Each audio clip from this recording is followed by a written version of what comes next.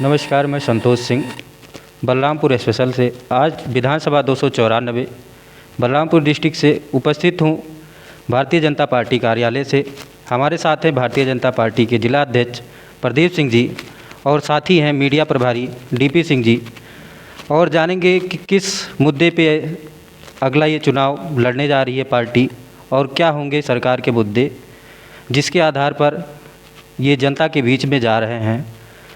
तो हमारे साथ हैं प्रदीप सिंह जी। प्रदीप सिंह जी, हम आपसे जानना चाहते हैं कि किस आधार पे आप इस बार चुनाव के मैदान में जा रहे हैं। पहले तो आपको संतोष जी बहुत बहुत धन्यवाद। आप लोगों ने देखा होगा, अगर आप गांव के अंदर गए होंगे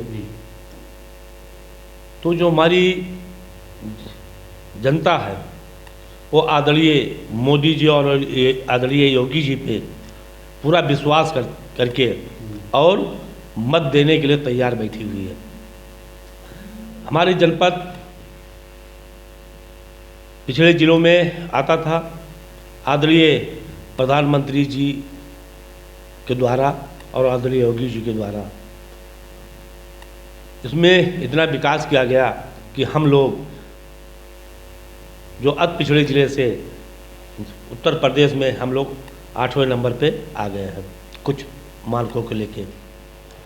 और हमारा जो ये उत्तर प्रदेश का चुनाव है उसमें सबका साथ, सबका विकास और सबका विश्वास और सबका सहयोग के साथ हम चुनाव मैदान में हैं। जो हमारी योजनाएं हैं वो सब धरातल पे हम लोग उतारने का काम किया है। आप लोगों ने देखा होगा कोरोना काल की ऐसी जो विभीषिका आई, उसमें भारतीय जनता पार्टी का एक एक कार्यकर्ता लोगों के पास, प्रवासी जो हमारे आ रहे थे उनके पास, जिनको राशन नहीं मिल पाया घरों में राशन देना, लंच पैकेट देना, ये काम करके दिखाया है। एक दिन भी कोई कार्यकर्ता आदरणीय मोदी जी, आदरणीय योगी जी के नेतृत्व में घर नहीं बैठा है। इसी मुद्दे को लेके हम लोग मैदान में हैं। और रही विकास की योजनाएं, आप लोगों ने देखा होगा कि हम 16 के पहले यही बलरामपुर गोंडा जाने के लिए हमको 4 घंटे लगती थी। हमें तुलसीपुर से बलरामपुर आने में 2 घंटा लगता था। हमें बलरामपुर से बहराइच जाने में करीब 3 घंटे लगते थे। आज हम लोग 1 घंटे में गोंडा पहुंचते हैं, बलरामपुर से आज 1 घंटे में बहराइच पहुंचते हैं और 25 मिनट में हम लोग तुलसीपुर पहुंचते हैं। तो विकास का जो 4 साल का 5 साल का हमको मिला मौका, बीच में हमें कोरोना 2 साल ले गया, 3 साल का जो हमको योगी जी की सरकार को मौका मिला है उसमें बहुत विकास किया गया है। जनपद में हमारे मेडिकल कॉलेज है, हमारे जनपद बलरामपुर के बगल में रिंग रोड प्रस्तावित हो गया है, काम शुरू होने वाला है, कुछ काम शुरू हुआ है। तो बहुत से विकास किया गया है। हम लोग बलरामपुर और गोंडा सड़क की आप बात करते हैं, हम और बलरामपुर से गोंडा की तरफ जो निकलते हैं तो यहाँ भगवतीगंज से और बहादुरापुर मोड़ तक सड़क जो है बहुत काफ़ी ख़राब है, उस पर क्या कहना है? देखिए, ये रोड 4 लेन में स्वीकृत है और सीसी रोड के बनने के कारण, क्योंकि इसमें चीनी मिल चल रही हैं, उसी कारण से काम नहीं हो पा रहा। ये रोड भी तुलसी पार्क यहाँ बीरमें चौराहे से लेके और बहादुरापुर जो अपना डीएम साहब का आवास है वहाँ तक सीसी रोड स्वीकृत है। चीनी मिलें गन्ना ढुलान बंद हो जाएगी, कार्य शुरू हो जाएगा। कई बार प्रस्ताव आया सरकार की तरफ से कि यहाँ पे ओवर ब्रिज झारखंडी मंदिर के पास से बनेगा, लेकिन उस पर कुछ काम हुआ कि नहीं हुआ? देखिए, उसमें हमारे कुछ व्यापारी भी हैं कि उस ओवर ब्रिज बनने से प्रभावित होते। तो हम लोगों ने, जनप्रतिनिधियों ने और व्यापारियों के साथ बैठ के हम लोग बलरामपुर के चारों तरफ रिंग रोड का निर्माण स्वीकृत हो गया, निर्माण भी प्रारंभ हो गया है। ये काम करने का काम किया कि हमारी जो भारी वाहन आए वो बाहर से निकल जाएंगी। अब ये जो जाम की समस्या है 2-4 महीने के बाद ख़त्म हो जाएगी।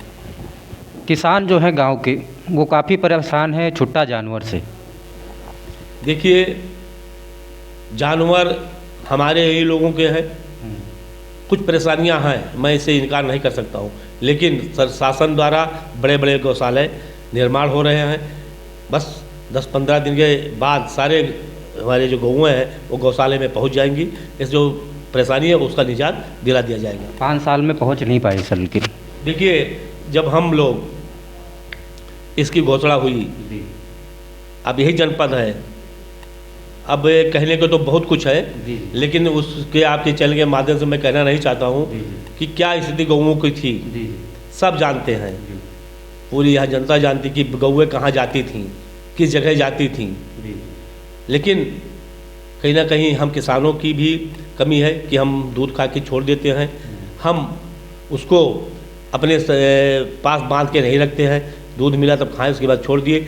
इसकी समस्या सरकार स्वयं करने जा रही है, बड़े बड़े गौशाले बना रही हैं। हमारे जनपद में 5 गौशाला प्रस्तावित है, कहीं निर्माण हो रहा है, कहीं निर्माण हो चुका है। अभी एक बिशुनपुर खैरहनिया का गौशाला है, वहाँ 3 सेट लग गया है, काफ़ी गायें पहुँचाई जा चुकी हैं वहाँ। छात्रों के लिए सरकार ने क्या किया? यहाँ पे स्थानीय जो छात्र हैं, जो दूर जाते हैं पढ़ने लिखने और जॉब के लिए, उनके लिए क्या किया गया?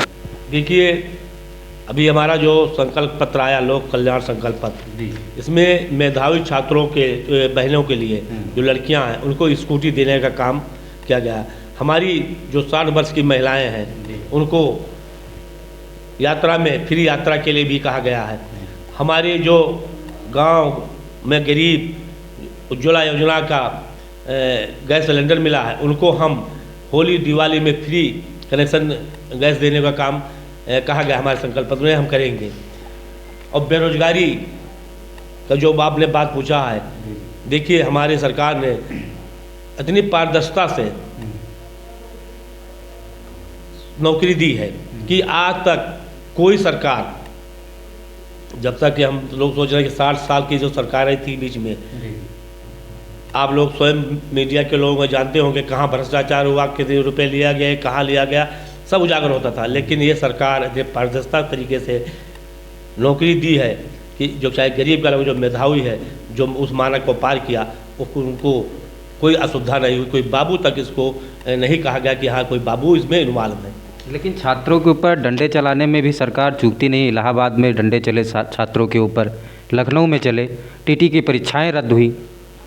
देखिए, वही लोग जो आपने बताया टीटी परीक्षाएं, वही लोग जो पिछले सरकारों में काम करते आए थे, कहीं ना कहीं उन्हीं लोगों की दोष के कारण ये काम हुआ है। क्योंकि अभी वो अपने मानसिकता से बाज नहीं आ रहे हैं। हमारे बच्चों को गुमराह करने में, हमारे बच्चों को असफल करने में कहीं ना कहीं पूर्व के लोग अभी उस पर कहीं ना कहीं नीचे से अपना साफ कानून निकाल लेते हैं। लेकिन हम जानना चाहते हैं कि छात्रों को क्यों मारा गया?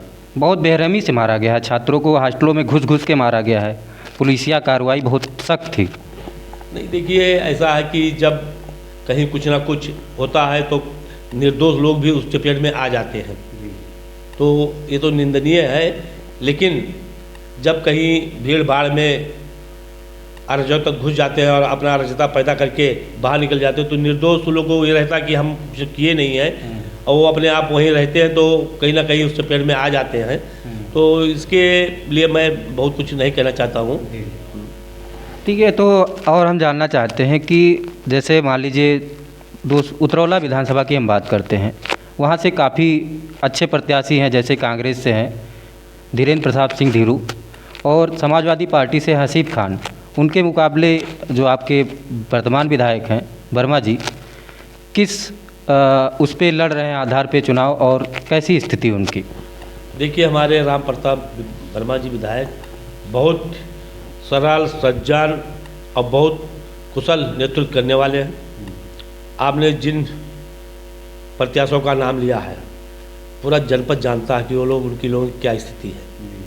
कांग्रेस का तो पूरे जनपद में आप लोग घूम के सर्वे किए होंगे, कोई नाम लेने वाला नहीं बचा है।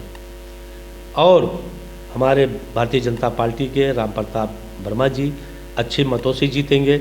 हमारी सरकार जो योजनाएं धरातल पर उतारी है, उस योजनाओं को लागू करते हुए हम उस संकल्प पत्र के साथ जा रहे हैं, और हमको अच्छा समर्थन मिल रहा है। हम उतरौला बहुत अच्छे मार्जिन वोटों से जीतेंगे। तुलसीपुर लग रहा है कि डगमगा रहा है, जैसा कि हम लोगों ने सर्वे किया है। अभी हम पूरी विस्तृत रिपोर्ट तो आपको नहीं दे सकते हैं, लेकिन सर्वे में आ रहा है कि आपकी तुलसीपुर जो विधानसभा है, जहाँ से कैलाश नाथ शुक्ला जी हैं, वो सीट थोड़ी गड़बड़ा रही है। जी कि देखिए, तुलसीपुर विधानसभा हम उस परिस्थिति में जीते जब हमारे दल के लोग नाराज होकर हमसे दूसरे दल से या निर्दलीय रूप में लड़े। उसके बाद में हम लोग 17,000 18,000 वोटों से जीते हैं।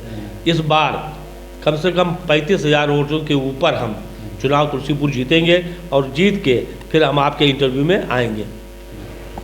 और ये आप जानना चाहते हैं कि जो आपकी चारों विधानसभाएं हैं, आप उसके 5-5 काम अगर गिना पाएँ, जो जनता को पता चल जाएगी कि भारतीय जनता पार्टी ने 5-5 काम, मुख्य 5-5 काम किया है चारों विधानसभा में। चलिए पहले तुलसीपुर हम लेते हैं। तुलसीपुर में एक हरपुर जनकपुर मार्ग हुआ करता है जो आपके यानी 730 से टच करती हुई और जाता है। उस पर 4 करोड़ का एक सेतु का निर्माण हुआ है। वहाँ के लोग आज़ादी से पिछले 2016 तक अगर कोई बीमार हो जाता था तो वो लोग नदी में पौंड के और मरीज को लाते थे। 25 किलोमीटर घूम के आना पड़ता था। आप महाराजगंज से आपका ललिया मार्ग, उसमें चलने के लायक बिल्कुल कोई व्यवस्था नहीं थी। आप अभी हमारा ये है